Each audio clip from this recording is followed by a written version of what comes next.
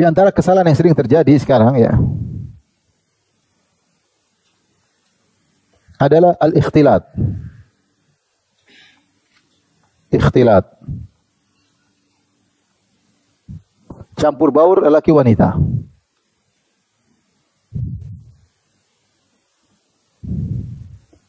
Kita menyadari bahwasanya campur baur lelaki wanita dalam banyak kondisi tidak bisa kita hindari ya. Dan terjadi di mana-mana ya. Tetapi hukum asalnya ikhtilat campur laki-laki, campur baur laki wanita, ini campur baur laki wanita hukumnya haram. Bahkan di antara sebab terjadinya perzinahan kebanyakan adalah karena campur baur laki wanita ya. Campur baur laki wanita. Saya bacakan perkataan Ibnu Qayyim rahimahullahu taala. Beliau berkata, "Wala raiba anna tamkinan nisa' min ikhtilatihinna birrijal aslu kullu baliyatin wa syarrin." Tidak diragukan lagi bahwasanya membiarkan wanita untuk bercampur baur dengan lelaki adalah asal landasan dari segala keburukan dan musibah. Wa huwa min a'dhami asbabi nuzulil uqubatil 'ammah, dan ini ada antara sebab terbesar diturunkannya hukuman umum ya.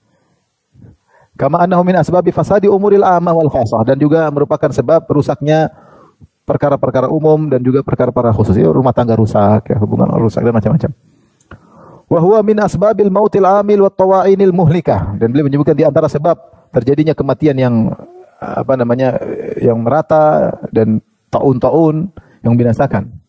Walamma ikhtalatal baghaya bi askar Musa, beliau menyebutkan dalam sebagian buku tafsir disebutkan ketika sebagian pezina bercampur baur dengan pasukannya Nabi Musa alaihissalam, wa fasyat fihimul fahishatu, kemudian tersebar perzinahan di pasukannya Nabi Musa alaihissalam, arsalallahu taala alaihim taun, maka Allah kirimkan penyakit taun kepada mereka.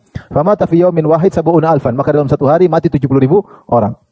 Wal qissatu masyhuratun fi kutubi tafsir, dan kisah ini masyhur disebut dalam buku tafsir. Ya.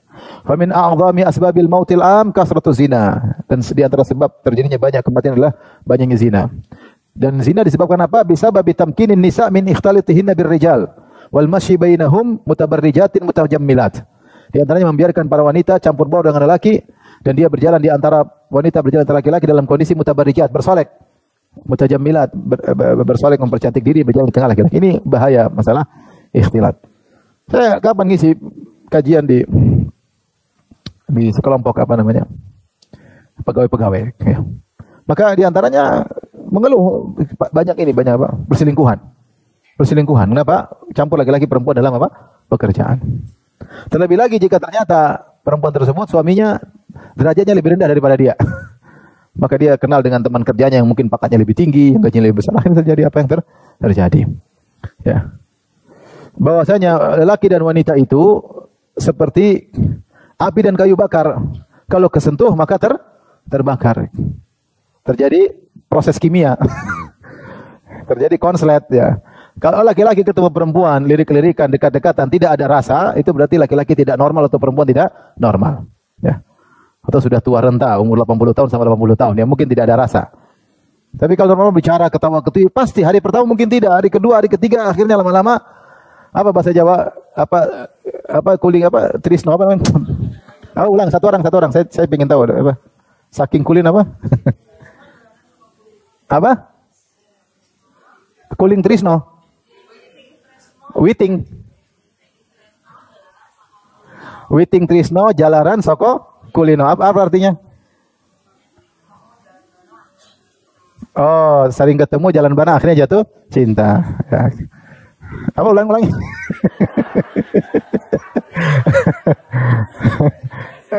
Ya, pokoknya itu. Kenapa laki-laki perempuan kecil tidak normal ya? Itu tidak normal ya. Pasti ada. Oleh karenanya kita lihat syariat begitu serius tentang masalah ini. Saya akan sebut dalil tentang dilarangnya ikhtilat ya. Di antaranya Allah menyebutkan kisah mulia tentang dua wanita salehah di zaman Nabi Musa di Madian. Ketika Nabi Musa alaihissalam lari dari Mesir karena ingin jadi buronan Fir'aun dan ingin dibunuh, maka Nabi Musa pergi ke Madian. Walamma warada ma'a Madian wajada alaihi ummatan minan nasi yaskun wa wajada min dunihim imra'ataini taghudan. Ketika Nabi Musa datang ke negeri Madian, dia mendapati ada sumber mata air, itu sumur. Dia mendapati banyak orang desak-desakan ingin ambil air dari sumur. Sementara dia mendapati di antara mereka dua wanita yang menjauhkan diri mereka. Jadi kambingnya mau ke sumur, mereka berdua tahan dua kambing tersebut, tidak mau masuk di tengah-tengah lelaki untuk ikut ambil air. Nabi Musa kasihan. Nabi Musa alaihissalam datang kepada wanita tersebut. Nabi Musa berkata, "Ma khatbukuma?" Kenapa kalian tidak ngambil air? Qalata, dua wanita ini berkata, ya, apa namanya? La nasqi hatta yusdira ar-ri'a wa abuna syaikhun kabir. Kami tidak bakalan ambil air hatta yusdira ar-ri'a, sampai laki-laki semua pergi semua. Kami tidak mau campur baur. Kenapa kami harus ambil air? Wa abuna syaikhun kabir, karena bapak kami sudah tua, tidak bisa ambil air. Kemudian kata Allah, "Faqalahuma tsumma tawalla ila dhil." Kemudian Nabi Musa ambilkan air buat mereka berdua, kemudian Nabi Musa istirahat di bawah sebuah pohon. Ini dua wanita salehah, ya. Tidak mau bercampur dengan para lelaki. Hidup di tengah suatu kaum yang rusak, ya. Seharusnya kalau mereka orang baik, mereka harus mendahulukan wanita. Cuma dua orang, apa susahnya? Ya kan? Dahulukan terus selesai. Namun ternyata tidak, mereka malah mengakhirkan dua wanita ini. Akhirnya mereka nunggu-nunggu, sudah pergi laki-laki baru mereka tidak mau ikhtilat. Tidak mau apa? Ikhtilat. Subhanallah. Ini wanita soleha di kampung yang jauh, tidak ada yang tahu ternyata Allah kirim Nabi Musa untuk menjadi suami dari salah seorang dari mereka. Nabi Musa datang dari Mesir jauh-jauh, datang ketemu wanita ini kemudian menikah. Ya.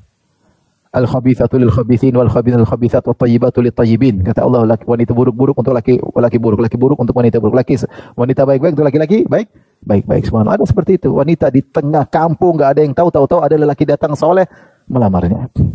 Itu banyak kejadian. Ini contohnya ini.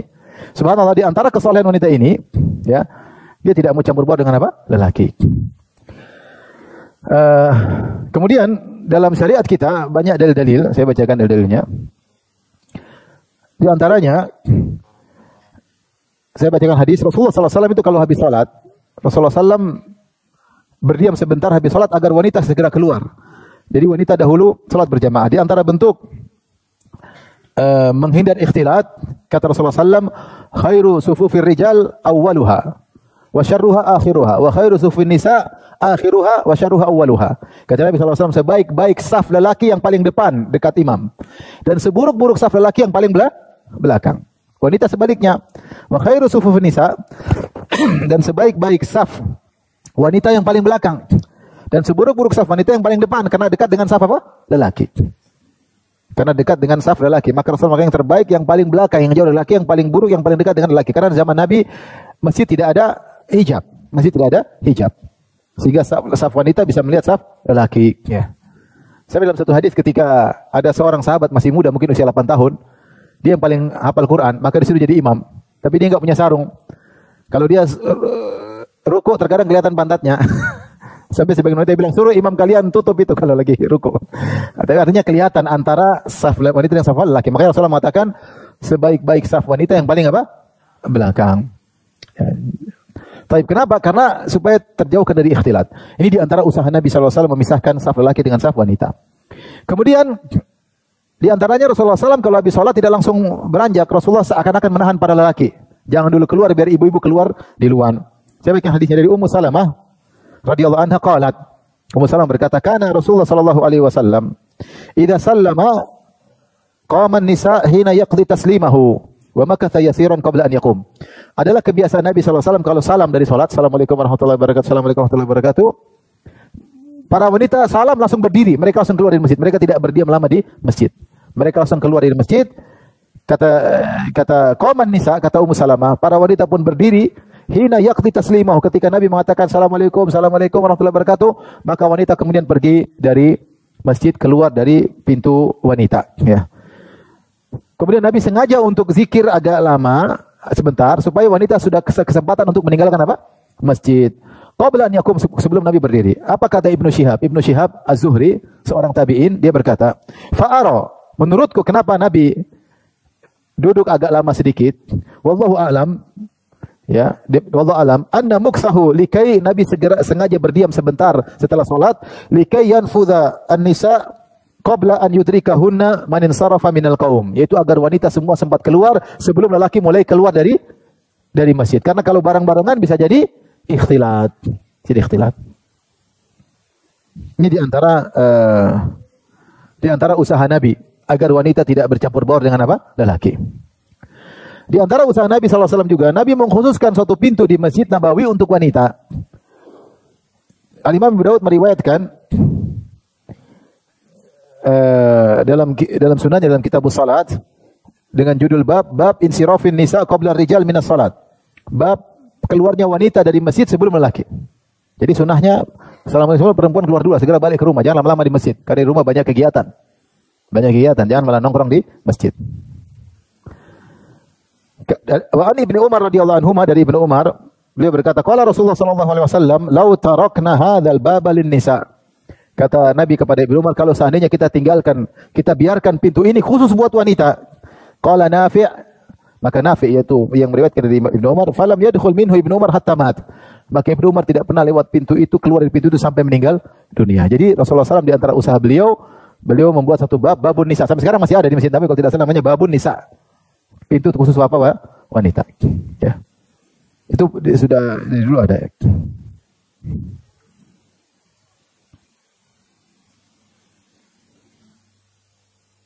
Demikian juga ya.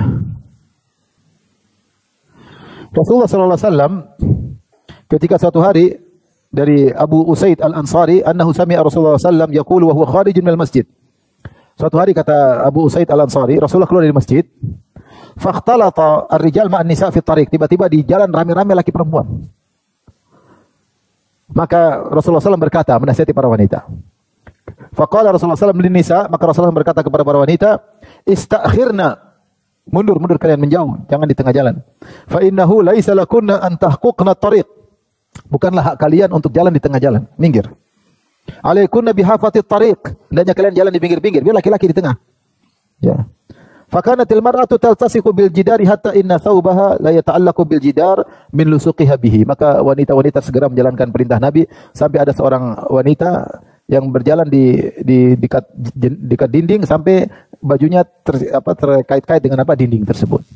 Tidak ingin di tengah-tengah. Ya. Karena sebagian wanita cuek kok jalan di tengah-tengah, laki-laki yang minggir katanya.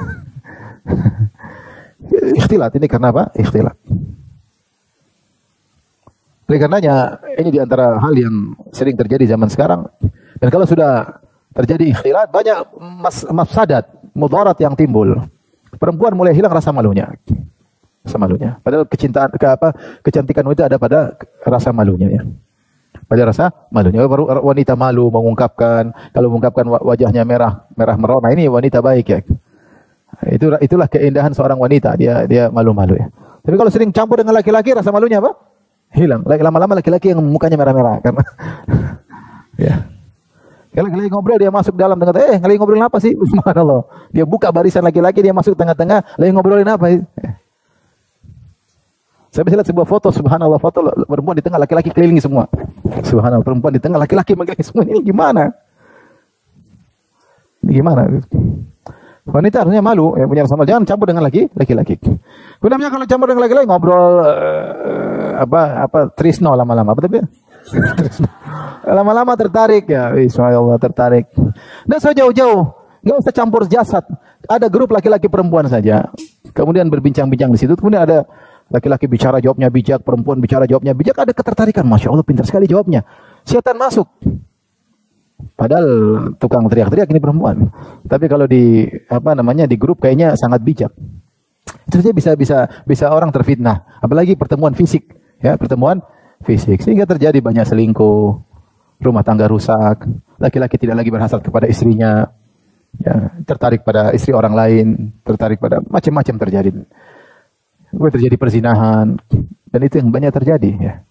Itu banyak terjadi. Di antara sebab utama terjadinya perzinahan adalah ikhtilat, campur laki-laki dan perempuan. Maka kita tidak bisa kita ragu bahwa kita tidak ragu lagi zaman sekarang zaman yang ikhtilat di mana-mana. Tentunya kita tidak ridha. Tapi kalau kita terjebak dengan ikhtilat, maka kita berusaha menjaga diri, tetap menjauhkan pandangan, tetap tidak mengambil kesempatan dalam kesempitan. Kalau bisa tidak ikhtilat, maka jangan ikhtilat. Kalau terlanjur memang harus ikhtilat, bagaimana lagi? Kita tetap menjaga diri. Jangan bermudah-mudah untuk ikhtilat ya, karena banyak mudarat yang muncul. Ada suatu negara, saya ingin sebutin cuma enggak usah lah. Negara itu ingin melariskan ikhtilat, tapi dia dengan cara yang sangat halus, orang-orang liberal di sana.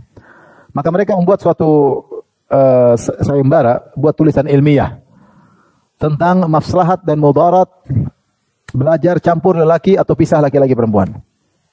Maka dibuatlah lomba menulis. Yang nulis dokter-dokter tentang maslahat dan mudarat kalau sekolah campur atau berpisah. Maka akhirnya ada yang nulis mudarat kalau pisah laki perempuan. Mudaratnya begini, dua laki-laki kadang-kadang gini sombong, nggak tahu cara bergaul dengan perempuan, nggak tahu. Maslahatnya kalau ikhtilat, laki-laki pengertian sama perempuan. Akhirnya yang menang tulisannya adalah lebih maslahat kalau belajar sambil apa? Ikhtilat. Akhirnya diterapkanlah di negara tersebut. Baru-baru aja ini, ya beberapa tahun yang silam. Sebelumnya mereka berjalan di atas, ini salah satu negeri Arab ya, bukan Arab Saudi, tapi salah satu negeri Arab. Yang sebelumnya mereka berjalan di atas, berpisah laki dengan perempuan dalam belajar. Sekarang sudah campur baur. Ya udah ikhtilat, kita nggak tahu apa yang terjadi ya. Pacaran, mau ini, mau zina dan macam-macamnya sehingga tersebar kerusakan ya. Ini di antara kesalahan yang banyak terjadi. Maka kita sebagai orang tua, ya, tahan-tahan anak kita, jangan dibiarkan. Sejak kecil kita ajarkan jangan ikhtilat. Kalau kita anak perempuan kita ajar rasa malu. Kalau laki-laki kayak gitu, tempat laki-laki sini. Sejak kecil kita ajarkan rasa malu sehingga dia bisa menjaga dirinya ya. Dia menjaga, dia tahu tidak boleh bercampur baur lagi, itu urusan laki-laki. Jangan ikut itu temannya kakak laki-laki. Kamu di sini aja perempuan. Kita ajarin sejak awal ya. Sejak awal agar dia terbina, terdidik di atas punya rasa malu dan tidak mudah untuk bercampur dengan laki-laki. Karena mudaratnya sangat banyak di dunia apalagi di akhirat kala. Subhanakallah bihamdik asyhadu an la ilaha